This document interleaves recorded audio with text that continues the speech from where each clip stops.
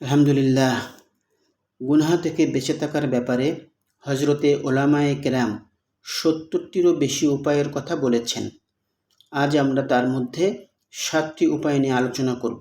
ইনশাআল্লাহ অন্যান্য পর্বে বাকি উপায়গুলো ধারাবাহিকভাবে আলোচনা করা হবে। ১. হিম্মত করি। গুনাহের ফাঁদ থেকে বেঁচে থাকার জন্য আমাকে হিম্মত করতে হবে। আল্লাহর উপর ভরসা করে এই আত্মবিশ্বাস রাখতে হবে যে ইনশাআল্লাহ আমি পারব। আমার রবের সন্তুষ্টির জন্য দুনিয়ার এই চাকচিক্য থেকে নিজেকে রক্ষা করতে পারব। এইভাবে প্রত্যয়ী হব, তাহলে বেঁচে থাকাটা সহজ হবে। রাসূলুল্লাহ সাল্লাল্লাহু আলাইহি ওয়াসাল্লাম বলেছেন, আল্লাহর কাছে শক্তিশালী মুমিন দুর্বল মুমিন থেকে অধিক উত্তম ও প্রিয়। তুমি ওই জিনিসে যত্নবান হও যাতে তোমার উপকার আছে এবং আল্লাহর কাছে সাহায্য প্রার্থনা করো ও উৎসাহহীন হও না। মুসলিম শরীফের হাদিস। ২. নিয়ত করি গুনাহের সুযোগ পেলেও গুনাহ করব না। মনে রাখতে হবে, গুনাহকালীন সময়ে আনন্দ ক্ষণস্থায়ী, কিন্তু তার ক্ষতি ও করুণ পরিণতি দীর্ঘস্থায়ী। পাপের উন্মাদনা সাময়িক, কিন্তু তার অনুতাপ হবে দীর্ঘমেয়াদী। সুতরাং আজ থেকে নিয়ত করি গুনাহের সুযোগ পেলেও গুনাহ করব না। হুজুর পাক সাল্লাল্লাহু আলাইহি ওয়াসাল্লাম বলেছেন, আর সে যদি কোনো গুনাহ করার সংকল্প করে কিন্তু সে তা কর্মে বাস্তবায়ন না করে, তাহলে আল্লাহ তাআলা তার জন্য একটি পূর্ণ নেকি লিপিবদ্ধ করে দেন। মুসলিম শরীফের হাদিস। ৩. কোনো গুনাহকে ছোট করে দেখব না। গুনাহ হলো আমাদের শত্রু। শত্রুর ক্ষেত্রে যুদ্ধের কৌশল হলো শত্রুকে কখনো ছোট করে দেখতে নাই।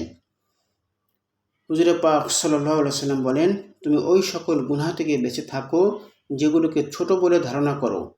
মুসলিম শরীফের হাদিস। একটি জিনিস চিন্তা করে দেখি, হাদিসে এসেছে এক ব্যক্তি একটা বিড়ালকে বেঁধে রাখার কারণে জাহান্নামে চলে গেছে। একজন মুজাহিদ শুধু একটি রশি চুরি করার কারণে জাহান্নামে চলে গেছে। আরও এসেছে একজন লোক আমল করতে করতে জান্নাতের পারে চলে যায়, তারপর সে হঠাৎ একটা কথা বলে যার কারণে সে জাহান্নামের পারে চলে যায়। তাহলে বলুন, কোন গুনাহকে ছোট মনে করে দেখার কোনো সুযোগ আছে কি? একজন মুমিন সগীরাকেও কবিরা গুনাহ মনে করে।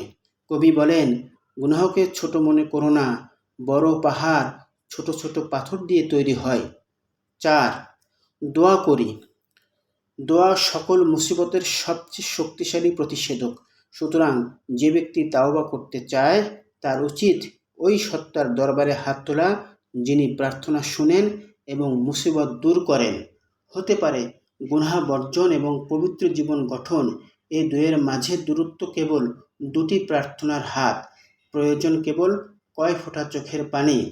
আল্লাহ পাক বলেন, আর তোমাদের রব বলেছেন, তোমরা আমাকে ডাকো, আমি তোমাদের জন্য সাড়া দেব। সূরা গাফির আয়াত ৬০। ৫ নাম্বার, মাঝে মাঝে নির্জনে চোখের পানি ফেলি। গুনাহ তো এই চোখ দ্বারাই বেশি হয় এবং নির্জনে বেশি হয়। সুতরাং নির্জনে কিছু চোখের পানিও দিতে হবে।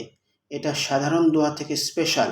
রাসূলুল্লাহ সাল্লাল্লাহু আলাইহি ওয়াসাল্লাম হাদিসের মধ্যে বলেছেন, যে ব্যক্তি আল্লাহর ভয়ে কাঁদে সে জাহান্নামে প্রবেশ করবে না। দুধ স্তন্যে ফিরে যাওয়া যেমন অসম্ভব, তেমনি তার জাহান্নামে প্রবেশ করা অসম্ভব। জামে তিরমিজি শরীফের হাদিস। গুনাহের কারণে আল্লাহ অসন্তুষ্ট হন, আর আল্লাহর অসন্তুষ্টির চূড়ান্ত বহিঃপ্রকাশী নামই হলো জাহান্নাম। আর সেই জাহান্নাম থেকে চোখের পানির উসিলায় যদি বেঁচে যেতে পারি, এর অর্থ হলো আল্লাহ তাআলা আমাকে হয় গুনাহ থেকে বিশেষ রহমতে বাঁচিয়ে দিবেন, কিংবা মওতের আগে হলো এ থেকে তওবার তৌফিক দিয়ে দিবেন। ৬. মুজাহাদা বা চেষ্টা করি। একদিনে কিংবা এক রাতে আমি গুনাহ ছেড়ে দিয়ে পবিত্র হয়ে উঠব, এ ধারণা ভুল। বরং এজন্য কষ্ট করতে হবে, প্রতিনিয়ত চেষ্টা চালাতে হবে।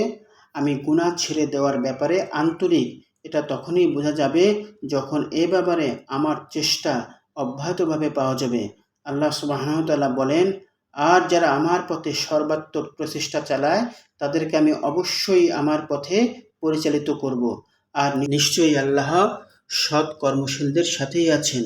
সূরা আনকাবুত ৬৯ নম্বর আয়াত। ৭. ভাবুন, আমার উপর পাহারাদার আছে। মাঝে মধ্যে অন্তরে এই ভাবনা জাগিয়ে তুলি যে আমার উপর পাহারাদার আছে। আল্লাহ তাআলা বলেন, আল্লাহ সব বিষয়ের উপর দৃষ্টি রাখেন। সূরা আহজাব 52 নম্বর আয়াত।